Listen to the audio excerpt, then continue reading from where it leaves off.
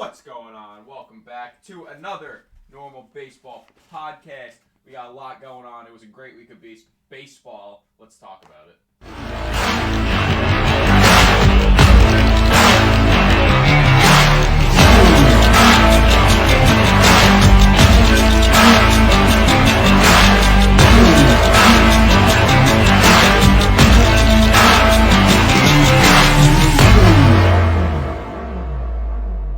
What's going on? Welcome back to another normal baseball podcast. I'm Alex, normal dog.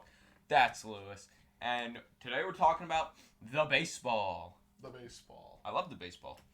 Pleasure to have you here. Baseball. So yeah, it was a very successful week of baseball. Yes. Lots of fun. I mean, there have been some huge surprises. There have been plenty of what you could call upsets. There have been plenty of disappointments. Yeah. And let's just get right into it. But first, we have to start with our little bit here, the homer draft. Yes, we did a home run draft. Who we think is going to hit home runs last week. So first, go through your picks first. All right. I took Mike Trout in the NL and Pete Alonso in the NL. They both hit 2 home runs. So yeah. I got 4 homers right. Yeah. Pretty swag. So, what about you? Let's go through yours. I picked Juan Soto and Vladdy. And how'd they do? They had 1 home run combined.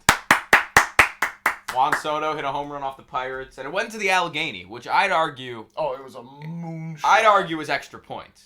But... It's not. Okay, but it's not. And yeah, not too fun. I was surprised. Vlad had 5 home runs before last week. Yeah. Did not hit a single home run last week. Can you blame me for making the pick? You can't blame me for making the pick. Pitchers are learning how to pitch him too, then. I completely disagree. You just can't blame me for picking that. And then Soto, one? You played the Pirates for half the week. And you had 1 home run? Yeah, quite. Who else? Who are they playing right now? Disappointing, if you will. Who'd they play besides the Pirates this week? Let's see. Oh, that is a great question. The Nationals. We're also trying a new format to this. We're just gonna kind of talk. We're not really gonna go through individual game by game. You can let us know which. I guess they played the Giants. Which way you like better. I think it's going to be this way. But if you do like the first episode's format, then we'll use that instead. They played the Pirates and the Diamondbacks all week. They played 5 games against the Diamondbacks. They didn't have a single home run. In Arizona? No, at home, but still. Oh my god. And then they played the Giants. Oh my god, that's terrible. Whatever. Unfortunate. Well, I'm up 4-1. Round of applause for Lewis. I can't do that. Fair enough. Can't do that. Yeah. So, let's start with the Miggy. Oh well, do we want to make our picks first for this week? Yeah, let's do it. Okay, so do you want to do repeatable picks? No, you can't pick the same guy 2 weeks in a row. Can I pick one of your guys? Yeah. Okay. All right. So. Do you want to flip the coin again? No, I'll flip the bat. If it lands like this, you pick. If it lands like this, I pick. Ready? Okay. First, I pick first. Oh, I'll pick. All right, it landed on its side, so I'm gonna pick first. That's fair. With my NL pick, I'm gonna go first with CJ Cron. CJ Crone, okay. the real Crone Zone. All right. As what's his name? Jake Cronenworth, the other Crone Zone, went 0 for 25. Got his first hit yesterday. It was a base hit. It's impressive. Yeah. It's hard to do in baseball. Yeah. All right. I'm gonna go to the AL first and take my hitter. I'm gonna go with Rafi Devers. Devers, okay. I like Devers. How many? He's been doing pretty good this year, and I mean he's good, in general. So I just have a feeling that he's gonna be a guy to look out for. All right, I respect it. Oh, do you want a snake? Take your next pick. My next pick. So I have to go with someone from the NL. I'm thinking, how does Freddie Freeman sound? I guess. I think I'm going to go ahead and take Freddie Freeman. Who do they play this week? Who do the Dodgers play this week? I have no clue. Let me go ahead and check for you. Let's see. Dun, dun, dun, dun, dun, dun, dun, dun. Okay, you have your second pick, by the way. I know. I'm going to go with, I don't know who they're playing, but I'm going to go with Shohei Ohtani. I mean, he's had like Oh, you took NL first, sorry. Yeah, he's had a slow... Miami lineup card submitted. Okay. He's had a slow start to the year, but, I mean, I hope this is the week he picks it up. I think he pitches soon, like tomorrow or something. Well, this is the Homer draft. They play... I know, but I'm just saying. They play the Guardians and then the White Sox. The Guardians, I think he could definitely do something off of. And it's at home, so... And just to tell you, the Dodgers play the Padres tonight, Sunday. Then the Diamondbacks for 3 games and Detroit for 3 games. Respectable. So who'd you pick for the NL again? Freddie Freeman. AL? I took... Oh, crap. You don't remember your first pick. Oh, crap. You must have not liked it that much if you don't even remember it. Oh, my God. Who did I go with? Wait, or did I take 2 NL drafts? No, you didn't. You definitely took an AL. Well, we'll watch the recording. No. We need to know right now. I'm forgetting.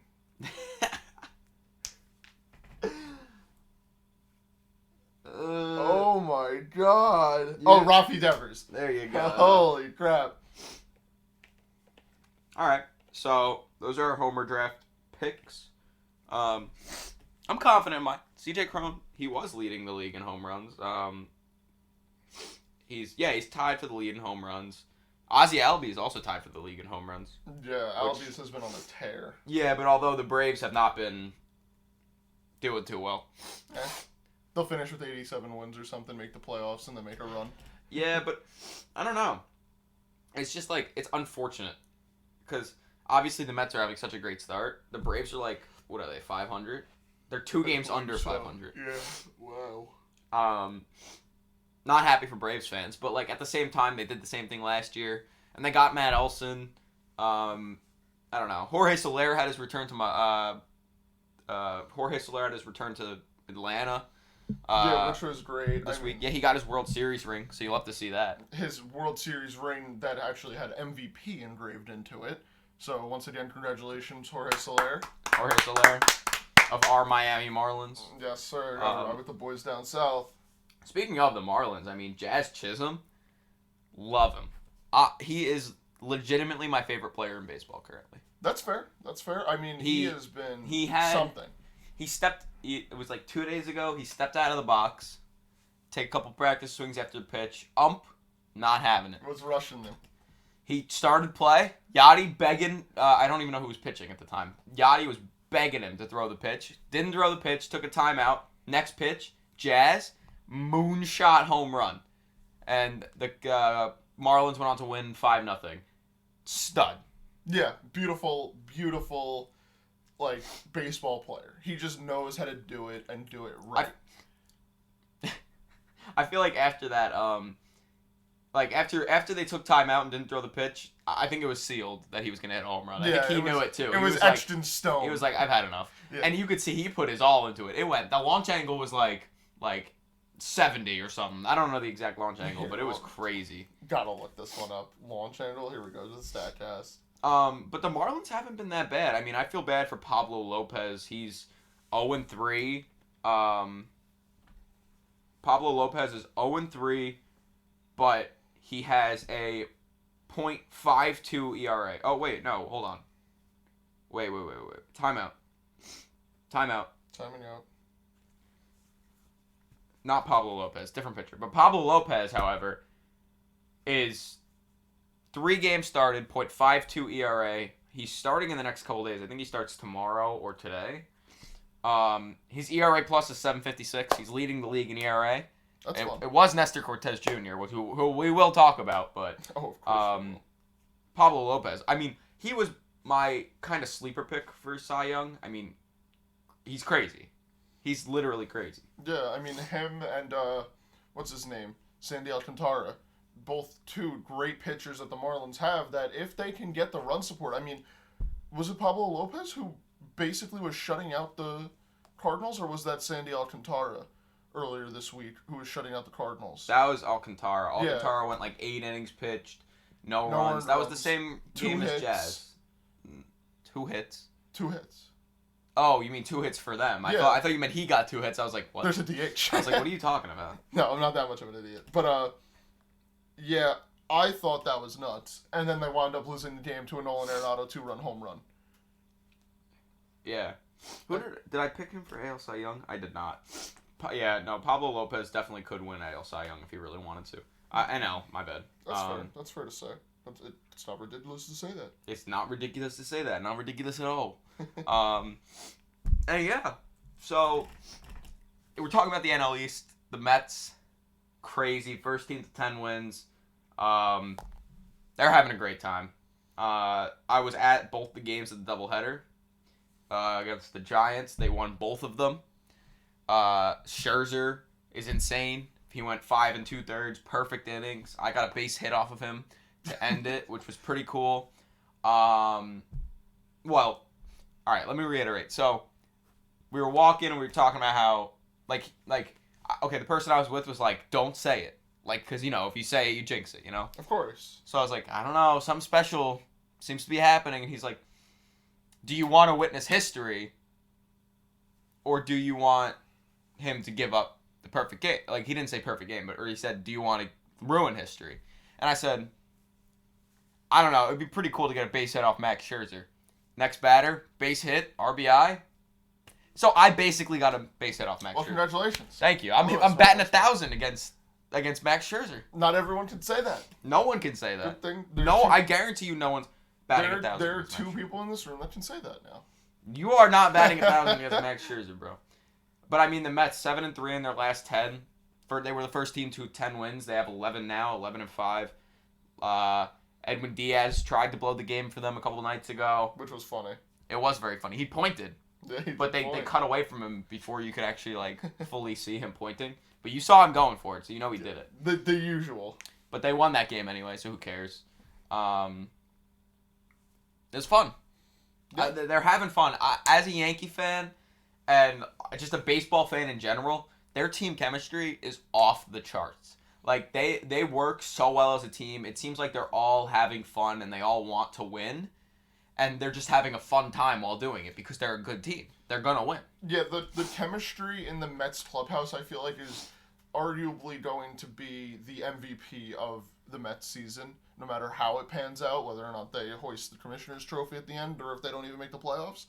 I mean, the team is meshing so well, and you're noticing that it sort of looks like a high school travel ball team. Like, everyone's cheering for each other, just having fun. Like, yeah, they're making multi-millions of dollars, but if you just watched the game and didn't think about everything else and the fact that there are 60,000 people in the stands watching them and there are probably 200,000 at least people watching them at home, like, you're talking about literally the most energetic, childlike, fun baseball. And I mean childlike in a respectable way, not so much as a bad way. But they're just having fun and doing it.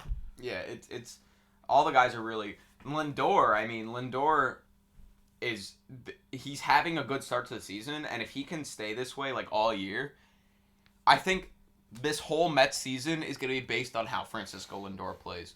And I mean, obviously, yes, DeGrom, Scherzer, their rotation. I mean, DeGrom and Scherzer, DeGrom hasn't even pitched this year yet. Scherzer has been doing insanely, phenomenal. But at the end of the day, I do think their season is going to base on how Lindor plays. And I mean, he's batting .304 through 15 games. He's got 4 homers, 11 RBIs. He's got a .992 OPS. He's doing good. I know it's a small sample size because it's the first 15 games, but comparatively, especially last year, this is an amazing start for him. Oh, yeah, without a doubt. I mean, you can kind of attribute this to what some people would call dad strength, Did he have I think either he had a child or he got married. One of the two. So, we need to know which one it is, because the dad strength thing Hold on. doesn't work at all if he got on. married. He's not a dad because you get married. Well, he turns into dad, you know. I mean, according to the MLB social media pages, then yes. Here we go. Let me check. Yeah, he got married this offseason. Okay. And that's like that brings So new he's got the strength. love strength. Yeah. I mean, look at Aaron Judge. He has that too. Well, Aaron. He actually doubled your home runs in your homer draft. He did. Yeah. He did. That's unfortunate. All right. So, do you want to talk about the White Sox? Because I think they're setting up to be another flat-footed team again this year, which is sad to say because they do have a lot of great talent, of course. The thing is they just lost Eloy Jimenez to an apparent leg injury of some sort, which, get well soon, Eloy. It was a difficult injury to witness and hope that he can come back to the field soon. But the rest of the White Sox, yes, they're playing well, but again, it's the White Sox in the AL Central where they really don't have anyone to contest them so far. Just doesn't look like anyone's going to really... Well, the Guardians are playing almost out of their mind this season so far. Almost. I mean, I believe they have the best run differential in baseball. If not, it's very close. Second, yeah. Apparently my phone doesn't show run differential anymore, but they're 7-7. Well, yes, they're 500, but a lot of their guys have been playing really good. I think their pitching has really been weighing them down for the most part. But 5-5 is better than they thought they were gonna do. Let's be honest. And the White Sox, 6-8. The guys they have on that team should not be 6-8. They are missing Lance Lynn, Giolito, but at the same time, and Eloy just got injured, like you said. And who's the guy that they just had to send into Tommy John or whatever? Huh? Didn't they also? That was before the season, though. Yeah, but they're missing. Who is it? Is it Michael Kopech? Yeah. Yeah, Michael Kopech, great pitcher. Yes. So you can say that they're missing him all season. Let's see. I just think that the White Sox are shaping up to be that team again that, yeah, they're good in their division, but outside of it, they're not going to really do too much once again. So, for the 2022 season so far, if anything loads, which... Why would it? Yeah, good question. Yeah, it's just not loading. Okay, so let's see. 2022, they are 24th in average, 29th in on-base percentage, 26th in runs. Their pitching staff is 21st in ERA, 23rd in WHIP, relief 18th in ERA. They're not none of their teams. Exactly. But they have the guys that should be able to do it when you look at their roster. I mean, sure, Eloy might be injured. We're not sure. He hasn't been put on the IL or anything. Yeah, they're probably going to assess him for a couple of days and then retro the IL date. Probably. Luis Robert, not been playing crazy either, I don't believe. TA has missed already 3 games this season due Well, to suspension. no, Tim Anderson hasn't served his suspension yet. No, His second suspension, he appealed it.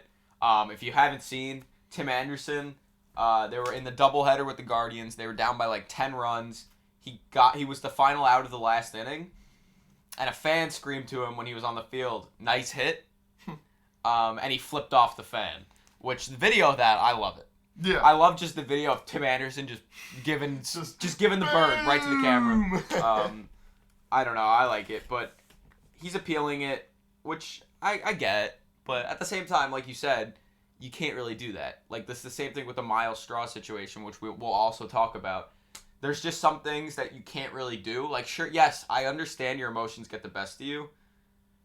And I'm not saying that I disagree with doing it because, I can see, I'm a human. I can see your emotions get the best of you. You do something. But, there's going to be a punishment for it. There has to be. You can't not, just get away with it. You're a human? Yeah.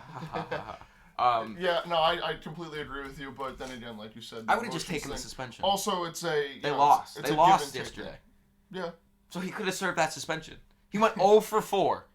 He basically was suspended. He went 0 for 4 the day he was supposed to serve a suspension, and they lost. He did nothing. He could have not played. That's what I find funny. Obviously, he doesn't know, but He should have just taken it. I mean, it's one game, and I think he's more appealing because of the fine. Yeah, 50 grand is a hefty fine. This is crazy. Like, he's batting .302, so, okay, he's doing good. But when you look at the rest of their lineup, I mean... They're underperforming. Way underperforming, and it's like, okay, like we've been saying for every other team, 15 games into the season, we're not going to be that crucial because you can't make that big of an assessment from 15 games. But I mean, like, so far, Jose Abreu is batting .208. Yasmani Grandal has a .417 OPS, which is terrible. Jake Berger, 200. Eloy was batting .222. Luis Robert was batting .205. Adam Engel, .208. Like, they weren't doing anything. So this is what I'm going to say to any White Sox fans out there. AJ Pollock got injured. Really? In his, like, first 3 games with the team. So to any White Sox fans out there, I mean, Alex and I are both Yankee fans, but we understand what this team is going through for the most part. I mean, we've witnessed it time and time again where it seems like this team is doing what the Yankees did in the past of no one really cares enough. They're all expecting the other one to come through to have that big hit. Like, no one's trying to be the number one guy. Everyone wants to push it away. And the Yankees players have done that, and they've admitted to doing that, and they've admitted that it's wrong. And the White Sox are sort of doing that now, but hopefully Tony La Russa can get that team back in check because they're exciting to watch in the regular season when everyone's playing to how well we know they can play. I'm going to go out on a limb. I'm going to say the day they get Lance Lynn and Giolito back, Giolito's going to be back before him. It should be at least. But the day they get Lance Lynn back, I think they'll be good. Yeah. I don't know why.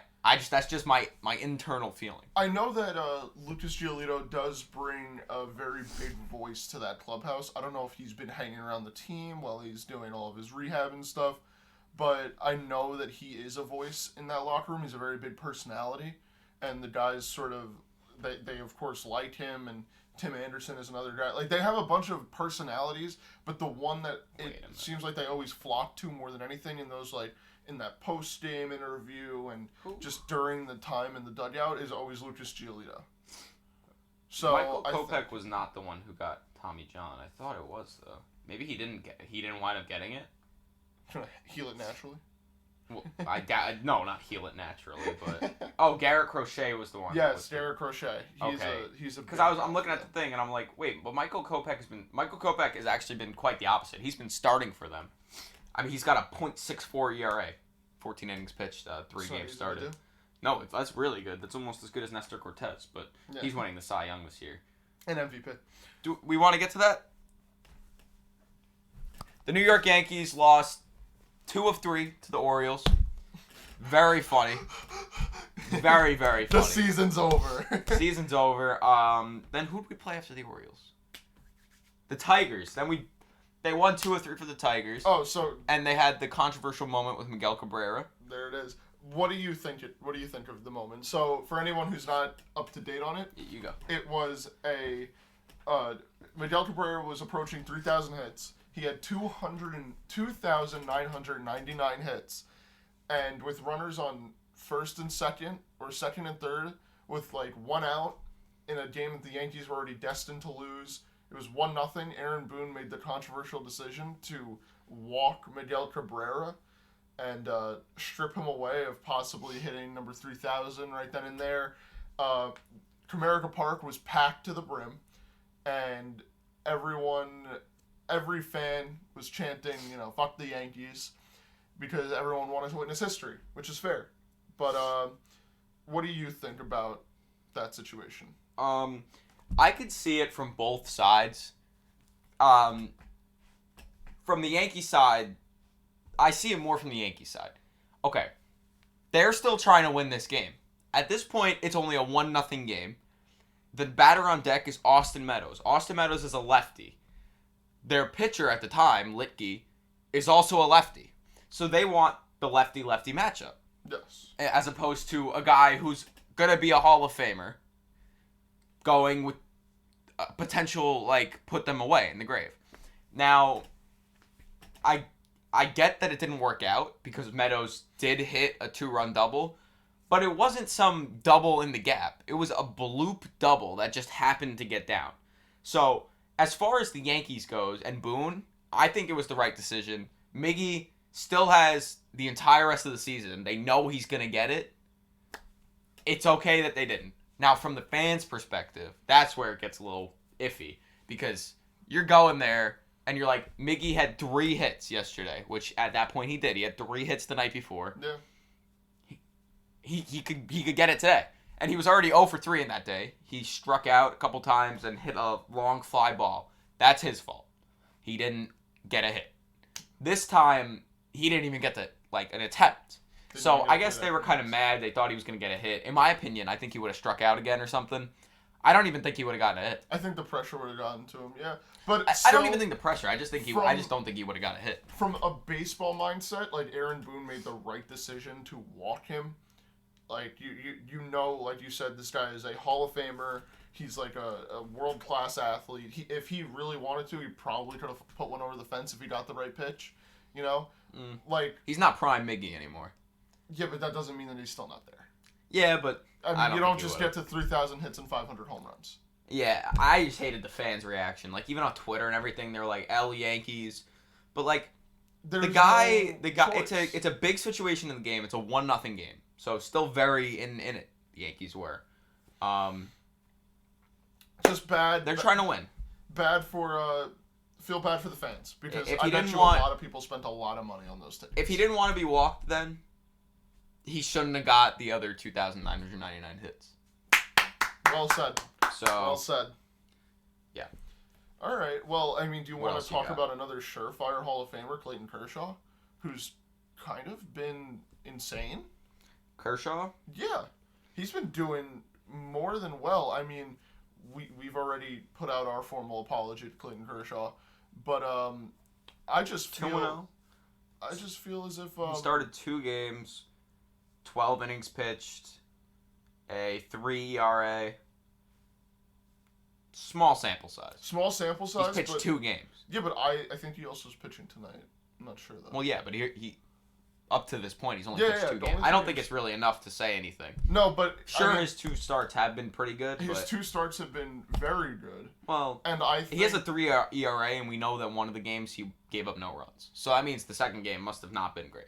Yeah, but I still think that he's got plenty left in the tank. I'm happy that he's still playing. I'm upset that him and DeGrom are the same age, which we've talked about before. And it's so sad that people were saying, see you later, kick you to the side, like, you have to retire, your back problems or whatever. And then he comes out and he's pitching very well. So I just want to see him continue that stretch of pitching well. And that's reasonable. Because he is, like Miguel Cabrera, a surefire Hall of Famer. Yeah, no, I've said it before the season. I was like, I don't know why people think that Clayton Kershaw isn't going to be good. He's the same age as Jacob deGrom. Yeah. It's like, if you think DeGrom's the best pitcher in baseball, he's the same age as Kershaw. Why wouldn't Kershaw have the ability to do the same type of stuff? And Kershaw has been in the league for longer. Yeah. And Kershaw's implemented done himself. More. And, 3 Cy Youngs. Yeah, that's one. An MVP. It's any pitcher that wins MVP is a first ballot Hall of Famer. Yeah. I don't care what anyone says. If you, as a pitcher, beat out every single position, it's like someone not being a quarterback and winning MVP in football, because MVP in football is a quarterback's award. At the end of the day, yes. So it's like Adrian Peterson and like guys like that, who I don't even know who else won MVP is not a quarterback, but this is a baseball podcast. Yeah, this is baseball, not football. Baseball and lacrosse. Lacrosse! No! You know what? Just for that, we're bringing in the football for today. So, yes. Wait, what were you even just saying? Kershaw. Kershaw winning the MVP. I mean, that is still going to be. I bet you that'll be a trivia question in 20 years. Yeah, like what pitcher won it? No, I don't know. He's kind of a big pitcher. It's not like. Yeah, but. Maybe. Question is, what last pitcher to win an MVP? Kershaw. Yeah. If DeGrom can't do it, Kershaw still has DeGrom had the opportunity to last season, and it's upsetting that he got injured before he could do it. Yeah, but that's also his fault. Yeah. He just throws too fast, too much. He does it to himself. It's like Hunter Green. It's like, okay, Hunter Green's been doing it for longer because, like, even coming up through the system, he throws heat, which is why I don't think he's too much of an issue. DeGrom, over his career, his velocity has gone way up.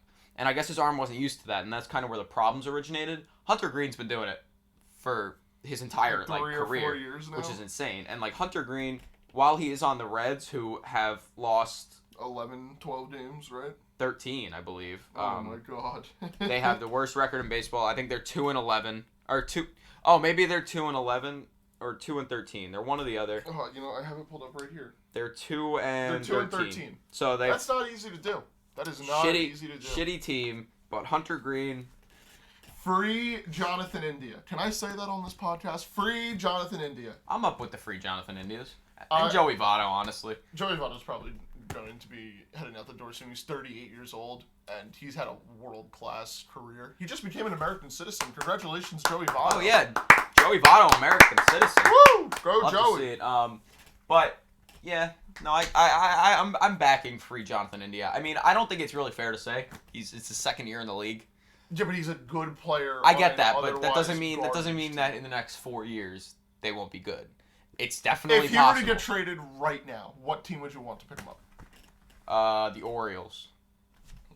He goes nowhere.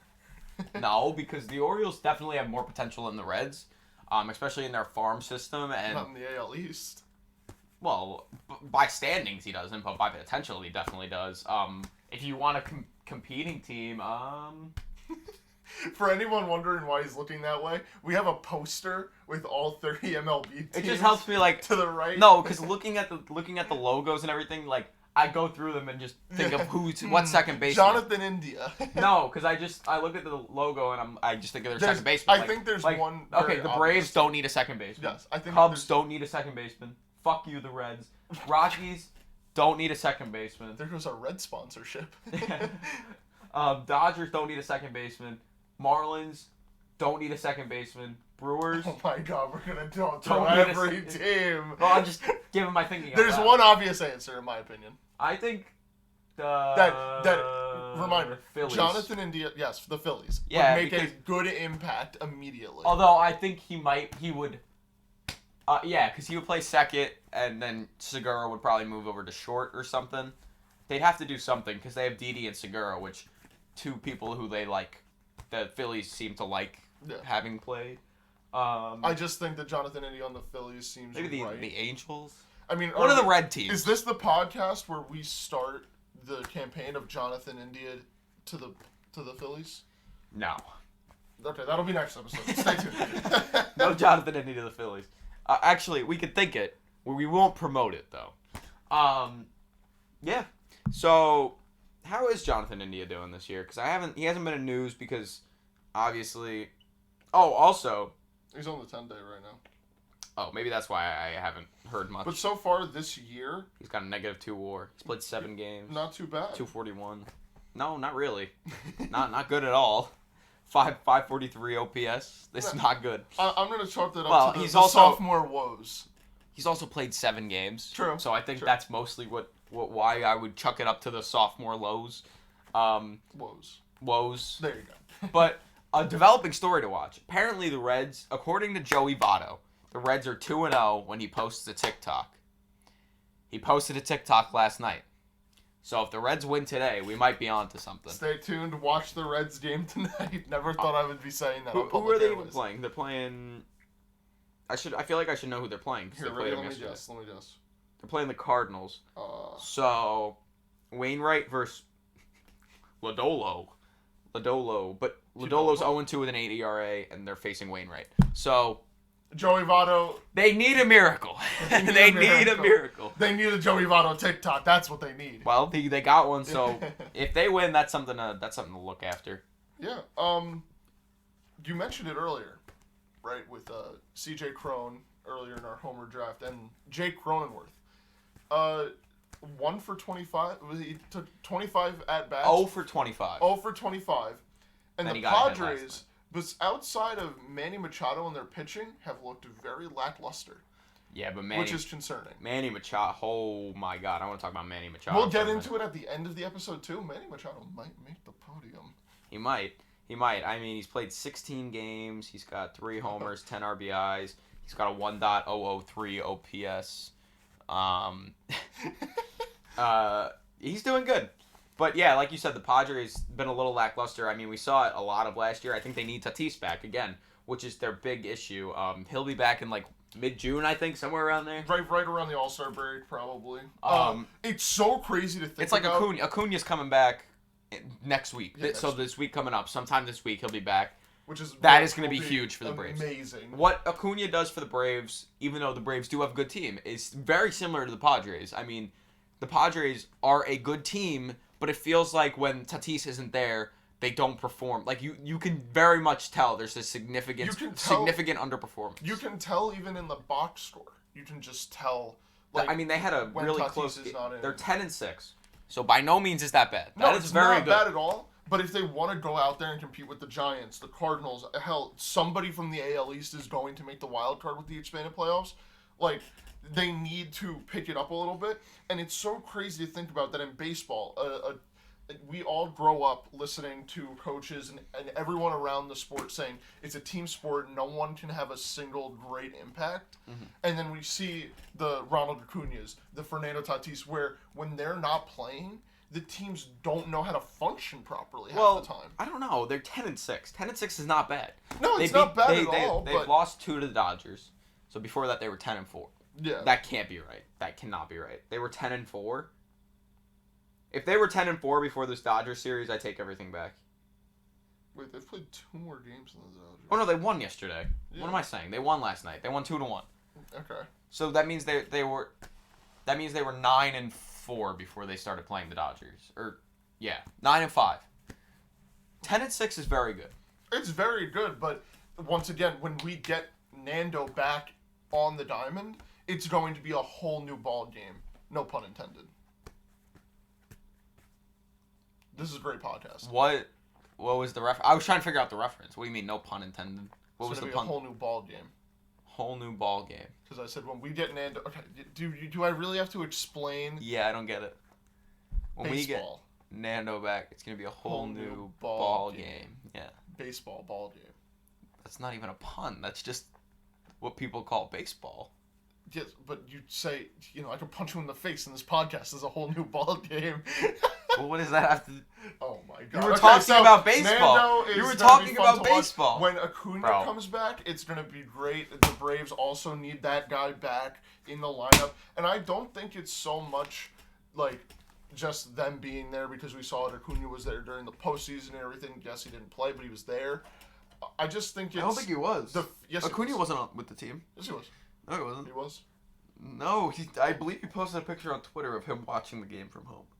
I promise you he was there for the postseason at some point. So, I think that it's more of the lineup construction. Teams don't want to have to face Nando and Machado back-to-back. Teams don't want to face Matt Olson and Acuna back-to-back type of deal, Yeah. It's CJ Abrams has been good for them. But like you said, there's no second superstar. I mean, it's Manny Machado, then you got Jurickson Profar has been playing out of his mind, defensively and offensively. I mean, 15 games. He's batting .565 in 15 games. He's batting .368 in 15 games. He's playing really good. Like we said, Manny Machado's also playing really good. I'm dumb. Jurickson Profar is batting .239. But he's still playing out of his mind. He's doing really good. Yeah. He's got 4 home runs? 4 home runs, 11 RBIs. Yeah. We could talk about. And their pitching has been great. Well, that's what I wanted to talk about. Yu Darvish, seemingly having a bounce back year. Joe Musgrove through 3 starts has a 1.89 ERA. Sean Manaea looked terrible in spring training, but through 3 starts he's got a 1.42 ERA. Mackenzie Gore made his debut, and his first start was amazing. His second start was really good. 1.74 ERA through 2 starts. I mean, their pitching was their problem last year. It doesn't seem to be that way this year. Taylor Rogers pitched 6 games, 0 ERA. Yeah, what does their bullpen look like, actually? Because their bullpen looks really nice. I mean, Robert Swarth. You can't look at the ERAs quite yet because it hasn't been that long into the year. But I don't know. I think Taylor Rogers, that Paddock trade might turn out to be insanely good for them. Yeah. Yeah, I agree with you there, especially if they want to try to, really ramp up and get into a good spot before Nando comes back. And also with C.J. Abrams playing so well. Yeah, that's why I'm concerned. Like when Nando comes back, I mean, he's not playing so well. You just said it. He's playing good on eye test, not on stats. Fair enough. Okay, so like he's the young guy. He's by no means are his numbers good. But we saw this with Kelnick and all of them. Like, they need time. Because he's their best position prospect, but that doesn't mean he doesn't need time. I'm interested, like you were about to say, what they're going to do when Nando comes back. Yeah. Because there's this young guy now who's played 11 games in the majors. By the time Nando gets back, he'll have played about, 30 or something like that, 35, somewhere around there. And it's like, depending on his numbers, even without his numbers, you're just going to send him right back down? And that's it? What happens after that? Does he become a trade piece? He's a shortstop. Unless they try to put him in the outfield. If teams have seen that C.J. Abrams is the real deal, it's definitely, especially playing in the majors, he can do something. Of course, he's having a little bit of woes now, but if he can actually do something, I think that the Padres could look to trade him. But then again, it is a top prospect in your organization. Do you really just trade him? What would the return look like? It would be an interesting trade, to say the least. Yeah, I mean, I hope if they do trade him, he goes to a decently good team, and they need to get the value back. I got it. C.J. Abrams for Jonathan India. No. Because then they'd have the same problem. Where does India play? DH. No. I don't know, but the Padres overall, kind of rooting for them to do pretty good this year, especially after last year's very underperforming year.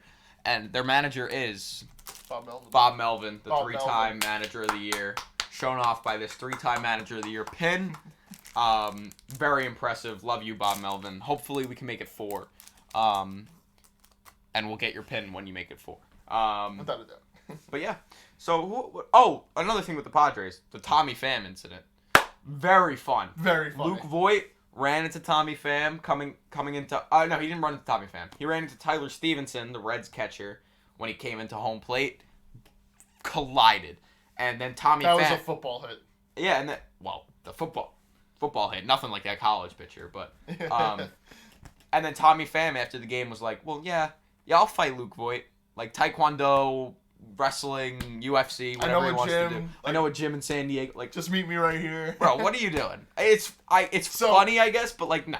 You don't need to say that. By no means do you need to say that. So I'm going to say it right now that it is not Luke Voigt's fault. It's not Tyler Stevenson's fault. It is Kyle Farmer's fault. The shortstop, he was the one who had the relay throw. And he threw it, usually I'm pretty sure that they're taught to throw it on one side or the other of the base path, so that way the catcher can grab it and swipe, because you're not allowed to hit the catcher anymore. What did Kyle Farmer do? He basically threw it right next to Luke Voit in the base path. So Tyler Stevenson had to stand there. And Luke Voit he's a big guy. He's the unstoppable force when he's running the base path. He's not only is he big, but it's mostly muscle. Yeah. So he can't really just come to a halt. He's not going to do that thing that one of the other MLB players did a couple of years ago and jump right over Tyler Stevenson. It was a little bit ridiculous that Tommy Pham is defending my catcher. Yeah, I get it. Tyler Stevenson got a concussion from it, yes. But at the same time, it's Kyle Farmer's no matter fault who that was for making such a bad throw. You don't... Obviously, there's a give and take. Kyle Farmer, should have realized that, hey, this play is going to be a little bit too close. I don't feel like I can make the most accurate throw from where I'm standing. I should just swallow the ball. And just, it's a run. Whatever. Yeah. No, it was a close game, but I don't really care about that part. I just kind of care about the fact that Tommy Pham said, "Let me fight you, Luke Voit." Yeah, which would be dude? I'd pay to watch it. I would do $100. Luke Voit would destroy that fight. He would dominate. And I think it would be 2 punches. Voit would dominate. That's double the amount of punches that Shaq could take from me. Outrageous. But yeah, that's the whole Tommy Pham situation. Let's move on to another team. Let's move on to Seiya Suzuki. Seiya Suzuki, he's been a little slow. I mean, Yesterday the Cubs won 21-0 against the Pirates. We'll preface that. And the Cubs have been otherwise okay, believe it or not. They're 7-8 right now, and they don't look as terrible as people were making them out to look this season. I think their pitching is kind of why everyone said. I mean, their lineup was never really a question. I mean, they've got Nico Horner, Patrick Wisdom, Frank Schwindel. Is Schwindel out? I hope not. No, he's not. Wilson Contreras, Nick Madrigal, Patrick Wisdom, Ian Happ, Jason Hayward, Seiya Suzuki, and they're all performing pretty well. The only guy who's surprisingly not performing well is Nick Madrigal, who is supposed to be the big average guy, but give it time; it'll average out. Yeah, unfortunately, Clint Frazier, I believe. What did he have? He had a concussion? Yeah. I think something like that. He's on the IL. It's fine. We've seen it before where MVP candidates He's not an MVP candidate. He's not. He's like what's really turned them down is their pitching. I mean, Marcus Stroman, 3 starts. He's got a 8.78 ERA. That's not easy to do. 13.1 innings pitched. Kyle Hendricks has been pretty good for them. I mean, he's got a 4 ERA, but 4 games started, 20.1 innings pitched. Like, he's getting it done. So, not that bad. Drew Smiley has been good for them in 3 starts, 2.45 ERA. And their bullpen has been pretty good. David Robertson, their closer, has 4 saves, only 6 games. He's got a 0 ERA. So, did he get a save yesterday? He's got, like I said, 4 saves, 6 innings pitched in 6 games. So, he's pitched an inning per game. Breaking news, Eloy Jimenez statement. Uh-oh. Eloy Jimenez will be placed on the 10-day IL today with a right hamstring strain. Yeah. After returning to Chicago, Eloy will undergo further evaluation with the White Sox physicians. Treatment plans will be put into place. The club will provide another update prior to this Tuesday's upcoming game. It is estimated that Eloy will miss anywhere from 6 to 8 weeks. That sucks. 6 to 8 weeks. That's terrible for the White Sox, like we were talking about. Well, that's a good huge news blow. for White Sox fans. That'll be. I mean, if it's going to be 6 to 8 weeks, they're probably going to take their time with it. Maybe it'll be close to 2 months, just about. It's almost like you guys are making a trade at the deadline. You just get Eloy back. What? Yeah. What? So, no. The bit there. Yeah, is that it's like they're making a trade, but they're not actually making a trade. Yeah, I get it, but no. And the White Sox fans have been a very big advocate of we need to do something at the deadline one of these years to push us over the edge and win a playoff series. No, I think if they're going to do something at the deadline, it's going to be pitching. There should be nothing wrong with their lineup. They're just underperforming. Yeah, but it's like you're trading. It's like you're getting Eloy back in the trade. Without having to give up anything. Back to the Cubs. If their pitching can become good, I mean, there's a lot of like weird guys here, like Justin Steele, Mark Leiter Jr., like Michael Givens, most random guy. I mean, like former Oriole, but like who cares? Chris Martin, Scott Effross, like Daniel Norris, Roman Wick. They got Sean Newcomb from the Braves in exchange for, I believe, Jesse Chavez. Yes. I guess. It's All their in pitching. all- Their pitching is bringing them down. Their Yeah. pitching is bringing them down. Which is so weird because, like, last year we saw that the Cubs didn't just put up runs as well as they have this year. And I think you can attribute that to, like, obvious Clint Frazier, Seiya Suzuki, Jason Hayward. But no, look at this. Oh my God. I haven't looked at this till just now. The Cubs are first in batting average Yes. in the league. You didn't First know in on base. You didn't know that, I let's did. be honest. What are they in OPS then? that? The third. No, they're first in OPS. They're first in runs scored. That's really good. That is really, really The first good. in runs scored is a little bit inflated. Okay, 21-0 they won, but still, they're first. If they won 20-0, they had to be somewhat close. Like, they weren't bottom of the barrel. They weren't bottom of the barrel. Like, they weren't up here. Before yesterday, they weren't up here. But they weren't down here. They were, like, right here.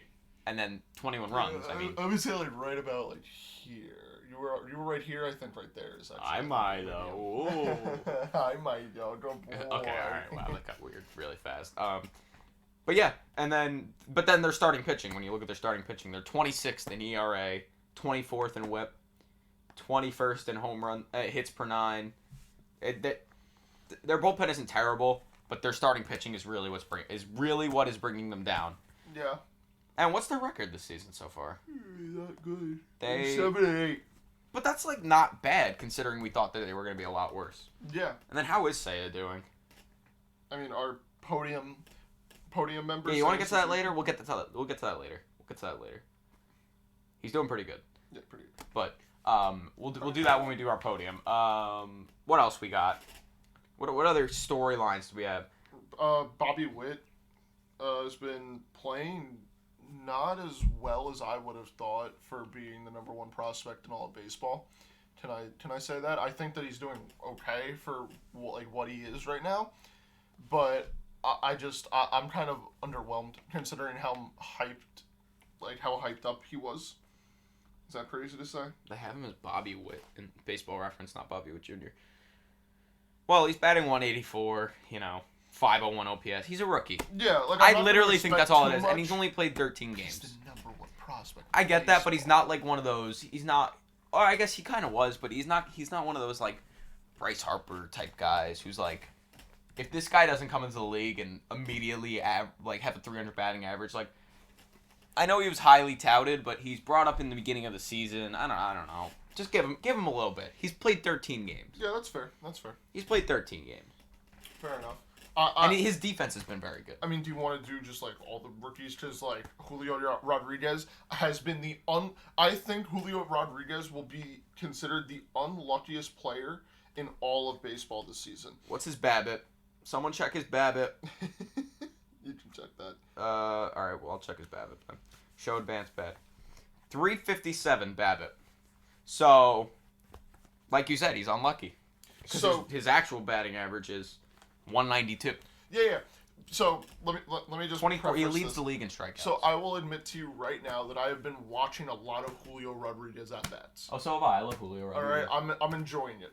So we can talk about a couple days ago. He had an absolute laser shot at the very end of the Mariners-Rangers game, where Adolis made a beautiful diving play in dead center field to end the game. But besides that, Julio Rodriguez has this great eye. Like I almost want to say great eye. Yes. Like vision. You're gonna let me talk, okay? Yeah, go for it. Let's see. So he has a great eye, and it's almost like that little box that we have on the TV. That's the strike zone. It looks like it's engraved into his brain when he's standing there in the box. But then the umpires are just barely missing all of these calls, and he went on I think it was 11 strikeouts in a row or something like that earlier this week, where when you go back and watch it, at least half of them were balls, and the other half were borderline where he just missed a home run type of thing. Yes, the swings and misses are his fault, but then the other half where he literally just took a ball and the umpire called it a strike is just blasphemous. That one kind of annoyed me because Julio Rodriguez could be doing a lot better. And he will be doing better, given the full season and stuff, but he could have had he should have a better start to the season than what it looks like. I guess that's reasonable. I'm concerned about his strikeouts. Like you just said, okay, they're close. They are. But he has to learn as a player if he's got 2 strikes and if that strike zone's really engraved in his brain, like you say, he needs to learn to he needs to swing at those pitches because he needs to know that the ump's not going to give him the call. He's a rookie. The veterans get those calls a lot. The rookies do not. Yeah. And which is why he's striking out a lot. He needs to kind of learn that if there is a close one, he knows he's not going to get it, and he should just swing. Because at that point, you have to swing. You have no choice. It's either a strikeout or you at least try to hit the ball. Yeah, I completely agree with you. And it's upsetting that he's not defending those pitches and fighting them off because he was considered he was a top talent in the minors. So he was getting more favorable calls and stuff. But now, he's a rookie. And what's crazy to think about is that on the Mariners team, who are 9-6 right now, top of their division, over the Astros, over the Angels, that on the Mariners, Julio Rodriguez has the 3rd lowest batting average. Jared Kelenic is still flattening out, which is crazy to think about. I mean, and I think sad. It's Jesse Winker, too. Their new addition. What's Jesse's batting average? 149. What's his on-base percentage? Oh, my God. 525. Jesse Winker, doesn't he lead the league in walks? Is it bold? Is his walks bold? No, it's not. I know what it looks like when he leads the league. Just asking. Well, I know that how many walks does he have? 15. He gets walks. Yeah, he does. So while his batting average is down, he's getting on base, which is why I argue that on-base percentage is more important than average, but that's just me. I could see that. But I mean, their infield is absolutely playing out of their mind. I mean, J.P. Crawford has had some moonshots. Ty France has been playing out of his mind. Has been doing amazing. Eugenio Suarez has been playing well. I mean, just their whole team is just looking fun, especially with Robbie Ray, and hopefully when they get Mitch Haniger back, it'll be just a lot more entertainment. Yeah, Mitch Haniger is out for the COVID IL, but he'll be back, and he was playing pretty good when he was here, I believe. And plus, even if he wasn't, he'll be good. He's one of those guys where he's gonna give you a good season. Yeah. I mean, he had like 36 home runs last year, or 39, I think. Incredible. I want to stay in the AL West. Not the Angels. However, the Angels have had a pretty good season so far, thankfully. About damn time. The Rangers have really surprised a lot of people.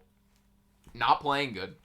Yeah. Not playing good baseball at all. They're losing games left and right. They're 5-9. They have a worse record than the Kansas City Royals. Not easy to do. Not easy to do. I think a lot of it's on Marcus Semien and their pitching. It's Marcus Semien and their pitching. I think that's all it is. Marcus Semien batting 158. I have him on my fantasy team. He's pissing me off. And then their pitching just isn't good. It's just straight up not good. John Gray's on the 10-day IL already. He's had 2 starts. Glenn Otto is their best pitcher by ERA, and he's only pitched 1 game. Dayton Dunning not doing good. Martin Perez is probably their best starter that has had 3 games. Taylor Hearn not doing good at all. He gave up the 5-run first inning to the Mariners the other day, and then their bullpen lackluster. It's not winning them games by any means. It's blowing games. Yeah, I think that. I mean, we knew going into the season that the Rangers were not going to be a top World Series contender. We knew that. No. It was their signings this offseason and their trades this offseason were just simply preparation for the future, right? But I did not think that they'd be doing this bad. I mean, Mitch Garver and Marcus Semien are really weighing down the team. It feels like whenever they step into the box, it's almost like, oh, guys, yep, there's 3 outs this inning already. If there are 2 outs, like it seems like Marcus Semien sort of put his all into last season, got that big contract, and now he's they got swept by the Angels. Lost 2 or 3 to the Mariners. I mean, I knew they weren't going to be good. Not this bad though.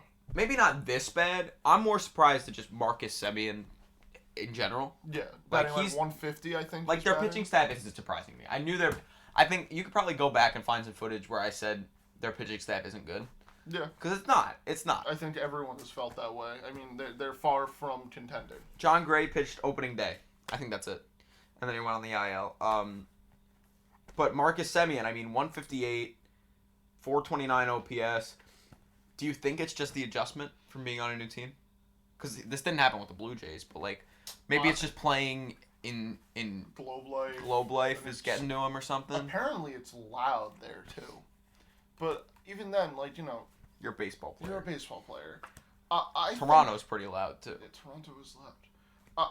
I don't even know what it is. I wish I could say, oh, he just hasn't been himself or something. He's missing something or whatever. But he's doing everything right. I mean, the Rangers are going head over heels with their new stadium, all of their new trainers and their training equipment. They have everything is state of the art. I just don't get what he's missing because we've never seen this type of start from Marcus Semien, and he's had 2 top 3 MVP candidate seasons, including last season, where it's upsetting now that he's not performing to how well we want him to. Yeah, it's sad. And being a baseball fan, I don't think he'll be like this all year. Just it's a bad start, and I don't want Rangers fans to like kind of assume that this is how he always is or is going to be. Not always is, because they know it's not how he always is. I don't want Rangers fans to assume that this is going to be him all year. Yeah, that makes sense. So Psycho. What the hell? So, don't even. What the hell, me? As of right now, they have a 0.6 percentage of making the playoffs. Do you want to go on the record and say at the end of the season over or under 0.06%? Oh, what do you mean? At the end of the season, I was gonna say at the end of the season they'll either have 100 or 0. By the All-Star break. Over under 0.6%. Over? What the hell? Over. 0.6. Oh. Over. I thought you said 0.06. No. Oh shit. I'll go under. I think they might have. Yeah, I'd say under. Wait, 0.6%. 0.6. Over. Okay. They just need a 1% chance to make the playoffs.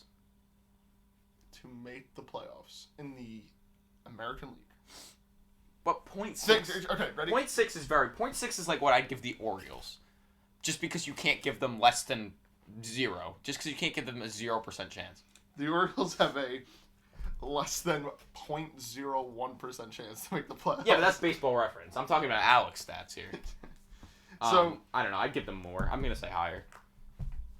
Okay. 0.6 is very low. I'm gonna guess that they stay there. Oh, that I don't like. I don't like that. Okay. What other teams are having a good time? The Twins are not having a good time. Twins are not. Correa's not doing good either. Yeah, Correa's not doing well, and Buxton. Their entire team's got injured. Buxton's the only one doing good. Buxton's back. No, Buxton's back. Oh, he's back. Okay, good. Yeah. He played yesterday. The only reason I know is because he's on one of my fantasy teams. He put up like 14 points or something like that. Having a really good time. But they're 7-8. I mean, they started very bad, but since Buxton came back from the injury, they almost got perfected. Yeah. No, I think they'll be fine. I hope so. I think that we'll... Surprisingly, Gio Urshela, I mean, batting 250. No, just kidding. He's not doing good. God, I cannot wait to retire. Correa, though, 577 OPS. That's not bad. No, that is. That's very bad. Like we said, Buxton is the only one really having a fun time on that team. He's batting 344 with a 1.244 OPS. What time are we at? I don't know. 6 RBIs, 4 homers. He's having fun. Fair enough. What do we got in the NL? I feel like we haven't talked about the NL for a while. We talked Mets. We talked Braves. We talked... Hot take. Okay. You ready? Hot take. Welcome to Lewis's Hot Stove. Yes, hot stove. The Milwaukee Brewers will win the NL Central again. That's not really a hot take. It's really Everyone's betting on the Cardinals. It's really them or the Cardinals. Everyone's taking the Cardinals this year.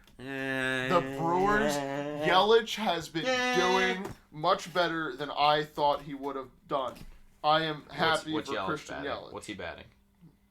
He is batting 204 with an on-base percentage 322 and an OPS of 669. Nice. I think that's not good at all. Hey, it's better than what he's done recently. What did he bat last year? I guarantee you it was over 204. Over a full season, yes. It was 248. But I think what was his on OPS last year? His OPS last year was 736. Like, I just think that Christian Yelich has been doing more eye test wise. He looks so much more comfortable in the box. He looks like he doesn't have any underlying back issues that he's been dealing with since he won his MVPs, basically. And, like, I just love Christian Yelich. I just think when he comes back, like, he's back. And he just needs more time. His 204 batting average. He's back. Guys, he's back. Smaller sample size. No, Let's go. I just love Christian 204, Yelich. Yes. I just love Christian Yelich. I'm so happy that he is playing well. The pitching staff looks just as well as the pitching staff always has. Josh Hader just picked up his 100th career save the other day or something like that, which is great. What? 204. He's back. Guys, he's back. He's fucking Gary Sanchez numbers. Putting up Joey Gallo numbers. Yeah, Joey Gallo, that's a whole different beast. He's putting up Kyle Hajani numbers. He Josh Joker. I hate you. We should get yeah. I mean, well, we're Yankee fans. I was done with Brewers. I actually wanted to talk about the Yankees really quick. Okay, let's do that, and then we'll move over to our podium. Yeah, then we'll finish out the episode. So, the Guardians outfielders yesterday. We were at the game. Sitting in the bleachers. The bleacher creatures. Bleacher creatures, not the people who started this, which we're about to explain. Shout out 4-line. Shout out 4-line. They didn't start it either. No. They didn't start it either. Don't get the wrong impression.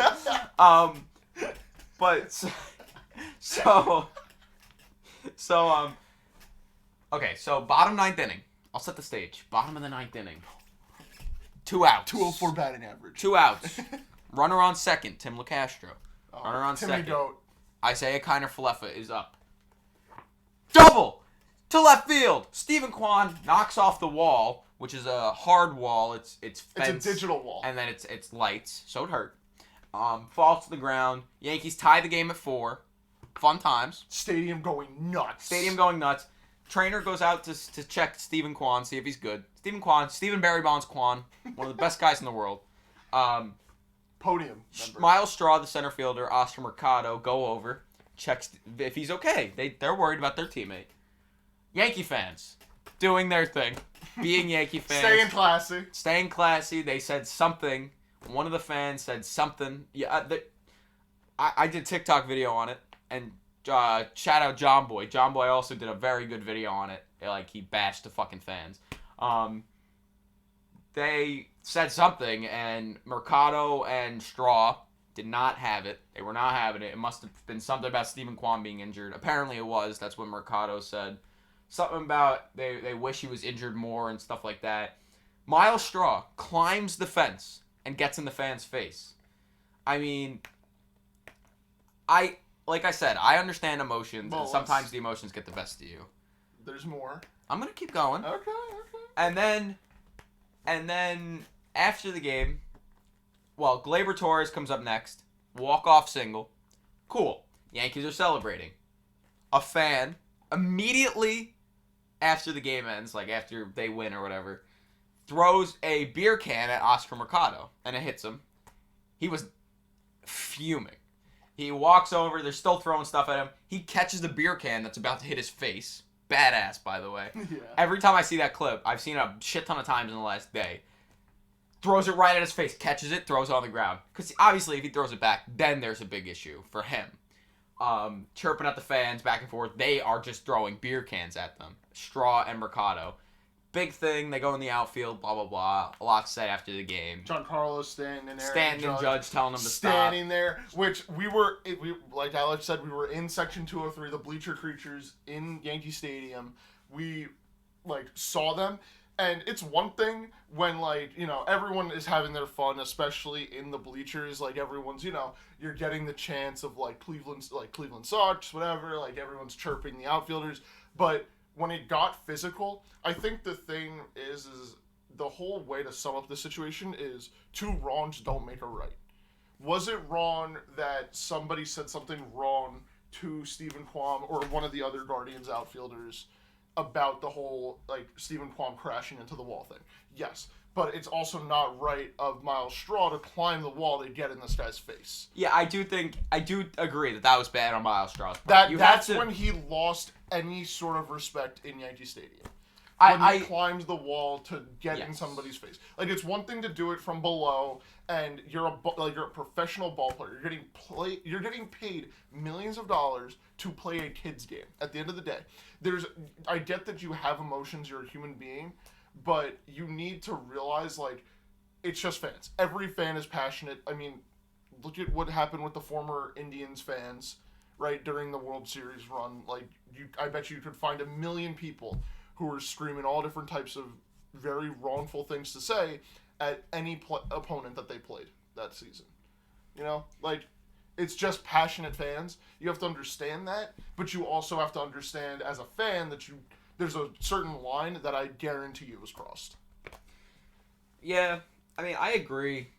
I think it was wrong on Straw's part to climb up the fence. Yes. Climbing the fence, and then when Gleyber Torres hit the single to walk it off, it was hit into the right center field gap, basically right in front of the right field section, right in front of the bleachers and everything, and they're not called the bleacher creatures for nothing. They started throwing shit. You heard everything. What's that got to do with Straw? Well, they were throwing shit at Miles Straw and... Right, but you didn't let me finish. Go. I said it was wrong on his part. I get that emotions get the best of you sometimes. Do I think him climbing the fence was wrong? Yes. Do I think getting beer cans thrown at him justifies that? No. Not at all. I do think it was I'm a Yankee fan. I'm not going to back the Yankee fans who threw beer and shit at them. No, not at all. But it's there are terrible. The thing is, and I don't think that's a valid argument to throw a beer can at someone. No, there's no. It's different if it's two fans, but this is a professional ball player. Like when you go to a game, you buy that ticket, you're paying that guy's salary. Like there's revenue sharing within baseball now. You're paying his salary to go to the game. Like you have to understand that you're paying to watch a performance. It's guys playing a kid's game. All right, they're having fun. They're trying their best to just win every game possible. It's the Guardians, okay? The thing is that the players need to be more professional about it. In the sense of, okay, whatever, we got walked off. Yeah, ball's over there. They shouldn't have even chased that ball, first off, to get closer to the fans. Because at the end of the day, as soon as they got close to the fans, when the ball landed, you could see them yelling at the fans. They weren't yelling at the fans. No, they weren't. No, the fans and them were going back and forth. Yes, no, they were not. No, they were not. They Mercado, they cross, they go out, they cross. Mercado's starting to walk back. Then he gets a beer can thrown at him. He didn't say a word. He did not say a word. You just got a can thrown at him. They were going to do that no matter what. The fans were going to throw stuff no matter what. Yeah, they should have, but I feel like they should have continued their path then. Just at that point, it's you like have to put it behind you, and then you can. I mean, he did it in the press conference already, where he just bashed Yankee fans. I'm not defending Yankee fans, but I'm just saying that you have to be more professionalized. I fully disagree. I don't think they're playing baseball. They run that way. Who the hell cares? They could. I get it. They could have ran right in. They should have just run right in. That's what I'm trying to say. Okay, you can say that all you want. Nothing justifies them getting beer cans thrown at them. No, absolutely nothing. I agree. So I'm not. No, you can't blame the players for that. They're doing their job. Right, but going after a baseball. I don't care if they could have just ran in. No. But I'm saying that you have to be more professional than to deal with. How is that not professional? Fans. Running to the ball to get the ball. No, I'm saying after. Because if you're saying that they. Well, after they were yelling, you don't try to tell me that if you were a baseball player, you wouldn't yell if someone threw a beer can at you. It's similar to the Verdugo situation, which was also the Yankees. They threw baseballs at him. Yes, I will completely agree with you that it's wrong, right? But I just think that there's a professionalized aspect of where the players should understand the situation and just run it. Like, okay, you're gonna get, but you have to also remember, you get further away, no one's gonna be like, okay, let me throw my $14 beer at this guy. You know, like I think they would have thrown him no matter what. I don't think so. But then again, that's up for debate. Whatever, like that, we'll never know. I don't think that the players really did anything wrong there. No, they didn't. They didn't do anything at that wrong, point, but they didn't do everything right. The second a beer can gets thrown at you, doesn't matter. Nothing else matters. What you do, you could spit in his face for all I care. You got a beer can thrown at you. That's dangerous. No, I completely agree with you. But I'm just saying that they didn't do anything really wrong, but they didn't do anything right on both sides. Two wrongs don't make a right. And, you know, I think the Yankees broadcast even said it, like, whoever threw those beer cans, there's enough video evidence everywhere that I hope that they never are allowed back into Yankee Stadium. Because it's just unacceptable. Like, any sports fan of any way should never act like that, no matter what the situation is. Okay, we're disagreeing on some things, agreeing on some things. We could go at this for hours. I think it was wrong. But let's get to the podium. Let's round out this episode with a nice, calm podium. We can start with the AL. I have my three candidates. Well, do you not want to cover our previous podium? Yeah, you got it. Okay, tell us. Owen Miller was our number one podium man. Of course. Last week. Led the league in doubles, OPS. Yeah, and this in the last 7 days since recording that, he's had one at bat. One at bat. Yep, it was a walk. Oh, he had four. Sorry, he had 3 at bats, 1 walk, 2 strikeouts. Did he get injured? No clue. Let me check. He might have gotten. There's no way he just batted. There's no way he was doing that good and he only had 3 at bats. Yeah, he's on the 10 day. Okay. Wait, we were there. He wasn't in the game yesterday. Yes. So yeah, he's on the 10 day. But Owen Miller, congratulations on your number 1 podium spot. Can we do snaps? I do snaps. I feel like this is classy. Gotta do the snaps. Okay. Then who we got next? We had Verlander. How'd Verlander do last week? Did he even pitch? He probably had 1 pitching. He probably pitched 2 games. In the last week? Yep. Last 7 days, he's pitched 2 games. Okay. And allowing 3 runs, 7 hits. Yeah. The fuck does CS mean? Well, let me see. Caught stealing? That's like... Let me see. That's caught stealing. So probably how many people are caught stealing while he was pitching? Alright, just keep going. Whatever. And only allowing 1 walk while striking out 13 batters. So, and also a 150 batting average against. So, JV, since we don't do the snaps, I'll do a very polite clap of, he performed very well. And then Stephen Barry Bonds Kwan. How'd he do last week? Final member of the podium. Last week, he had 16 plate appearances, 3 runs, 5 hits, 3 doubles, my apologies, 2 RBIs, 1 walk, and 4 strikeouts, batting .313. Stephen Kwan, congratulations. Pretty good. That's our AL podium from last week. Now, do you want to jump into the podium for the AL this week? No, I want you to go over the NL this week first.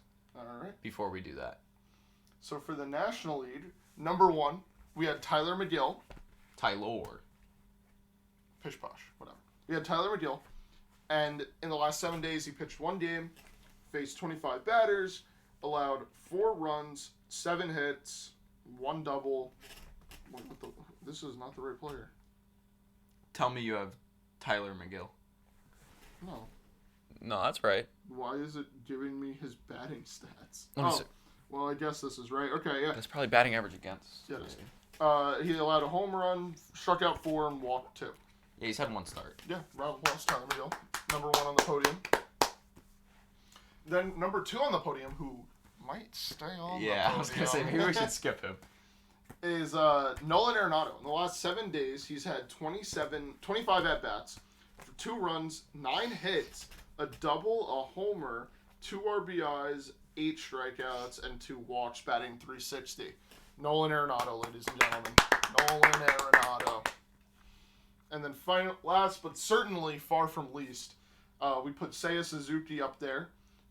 And in the last 7 days, he's played in all 7 games, having 21 at-bats for 6 runs, 7 hits, a double, a homer, 3 RBIs, 1 strikeout.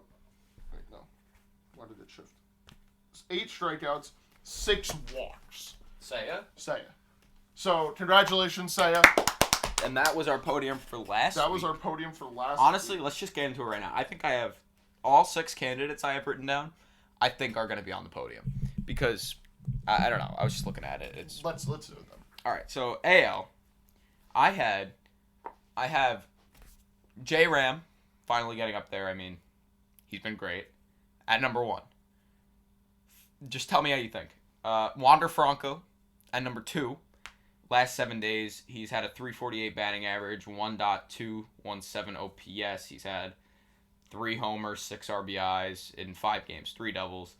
Then number 3, I have Nasty Nestor, who in the last week has pitched 2 incredible starts. He's got one of the lowest ERAs in baseball. He's got the lowest hits per 9 in baseball. He had an immaculate inning. Big for the Yankees. That's my AL. What do you think? Do you have any other candidates? I want to put Mike Trout up there. He's been out. He had 2 home runs last night. Franco had 2 home runs the other day. He did. We're not putting Trout there. Fair enough. So, I like Nestor. I think the positioning's wrong. All right? I'm going to go ahead and say that. I think that all 3 of these guys are podium members. I just think the positioning's wrong. I think it should be Nestor at 1. Okay. That is what saying him first means. Then J-Ram, then Wander. Are we about to put Nestor Cortez first? He deserves it. He's shoved the last 2 starts. We were there. We watched him make one of the greatest plays we will ever see from a pitcher this season. He's going to win an MVP. I'll settle for second. He's going to win a Cy Young. All right, can we be... He's going to win the Gold Glove. Can we be for real first now? I am? You're not. You know you're not. Jose Ramirez, I think he's a lock for number 1 the last... Although, I don't know. I might take J-Ram off this completely. The last 7 days, 208 batting average, 615 OPS. Because this is not full season numbers. These are just the last week. Correct, Amundo. I think J-Ram should be not considered at all. You're the one who said it. I never did. Yeah, I know. That's my fault. I still think Franco should be first. And then Nestor. I'll put Nestor second. I think Franco should be first. We got a deal? Now we got to figure out who's going to be third. Maybe. 3,000 hits. It's not every day we see that. Congratulations, Miggy. Okay. Although, how did he do last week? Not too bad. If he had good splits if he did pretty good last week, we might as well. I mean, 3,000 hit. It's biased, but who the hell cares? Last 7 days, he's batting .389 with an .839 OPS, 5 games, 2 RBIs. Come on, 7 hits. No, come on now. 3,000th hit though. Who else did good last week though? It's a great question. You know what? We'll put Miggy on there. Screw it. Unless you have any other. I thought about Alec Mohan. Oh. Wait, is that right? Alec Mohan. Is that not how you say it? Alec Mohan. Alec Manoah. Oh, Manoah. Yeah, shit. That was fucking... I'm sorry. Alec Mohan.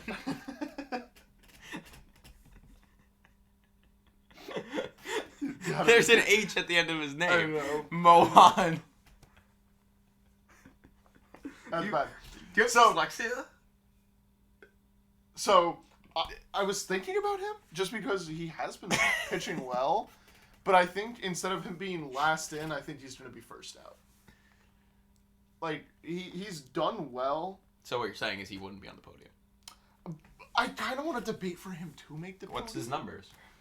So he pitched in the last 7 days, he pitched 2 games, right? Allowed 4 runs, 11 hits, striking out 11, walking 2. Say it one more time.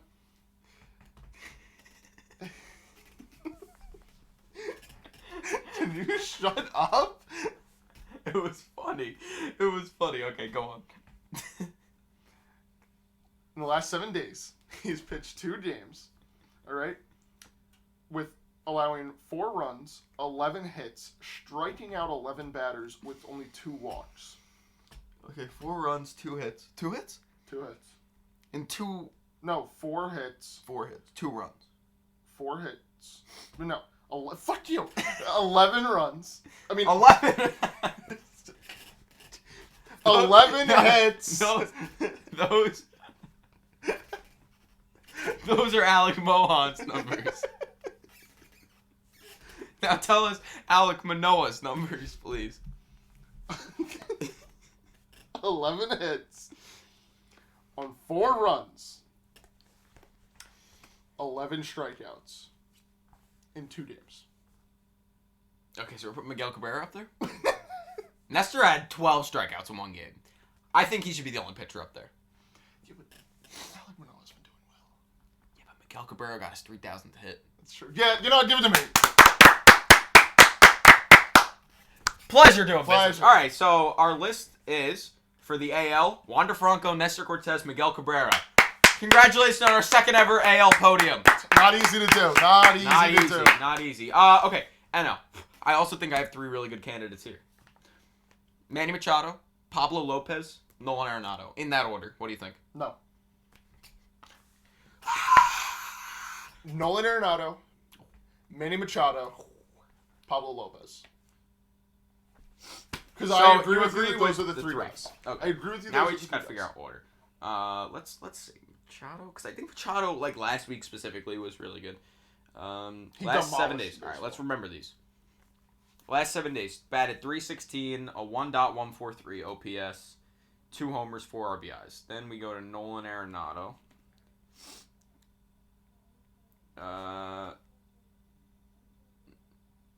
Nolan Aaronato. He was last 7 days, 6 games, .360 batting average. However, a .927 OPS. You know, we just did 1 homer, 2 RBIs though. We just did his stats. Because we covered last week's podium. What? We just did his. I know, but I'm just comparing. Okay, Just so you have back-to-back comparison. Oh, I think Manny should be first. I'm fine with putting Pablo Lopez third. or do we just leave Nolan at second? That's what I just said. Oh, my bad. Pablo Lopez third, Manny first. Machado, Nolan second. So you want to do Manny 1, Nolan second. Nolan second, Pablo Lopez. Pablo Lopez third. Because Pablo Lopez, insane. He's leading baseball in ERA for like relievers and like qualified innings with a 5.56. We gotta ride with our boys down south. Gotta ride. So he's on there. I'm willing. I don't know. I kind of want Nolan 1 though. Nolan won. No. He had 2 RBIs all of last week. He had 7 hits in 6 games. I mean, no, that's not. That's 9 hits in 6 games, but still, 1 home run, 2 RBIs. I get .360 batting average is good, yes, but his OPS was lower, which I think is important. How many walks? 2. Let's see how many. Yeah, walks. put him second. Let's see how many walks Manny had. Manny had 4. Manny's first. Okay. Yep. There it is.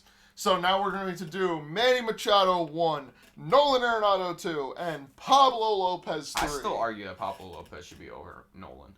No, I want Nolan up there more. I don't care. Pablo Lopez is a reliever. No, he's not. You just said that he's a reliever. I said starter. He's not a reliever. You did say Do you reliever. even know the boys down south? Oh, I didn't know the boys. Apparently not. You thought Pablo Lopez was a reliever. He's a starter. He's got the best ERA in baseball. I said besides relievers because like some relievers have 0 because well they're relievers. Fair enough. Yeah. I think Pablo Lopez should be. Last 7 days he's pitched 1 game. Okay, he's pitched 1 game. Yeah, but He how many struck home out runs he 9. has? He struck out 9. Only allowed 3 hits and no runs. Yeah, but how many home runs has he hit? 8. So. Never mind. Sorry. All right, we'll do rock paper scissors. Okay. So if I win, Pablo Lopez. That's 2 out of 3. All right, ready? 1. Okay, I won. Pablo Lopez is second. Nolan, I'm sorry to let you down. So we got Manny Machado, Pablo Lopez, Nolan Aaronato. Oh wow, I spelled that wrong. Aaronato. Okay, that's it. That's it. That should be it for this episode. I mean, I liked it. I had a really good time. Yeah, man. We might be live later tonight for the Brewers Phillies Sunday Night Baseball. Sunday Night Baseball. So I'm if not you're sure watching yet. this on today's date, March 24th, please come check us April out. 24th. Yes. Oh yeah. Check us out. Yeah, that'll be it for this episode. It will be Lewis, myself, Alex, and Alec Moana here. Alec, what'd you even say? Mohan. No, Mohan. It'll be me, Lewis, and Alec Mohan, all here the same day, having a great time. And that has been it for this episode, oh God, of a normal baseball podcast. Thanks for hanging out with us for the last hour and a half. Holy shit. And we will see you next time. Ooh. Ooh. Ooh.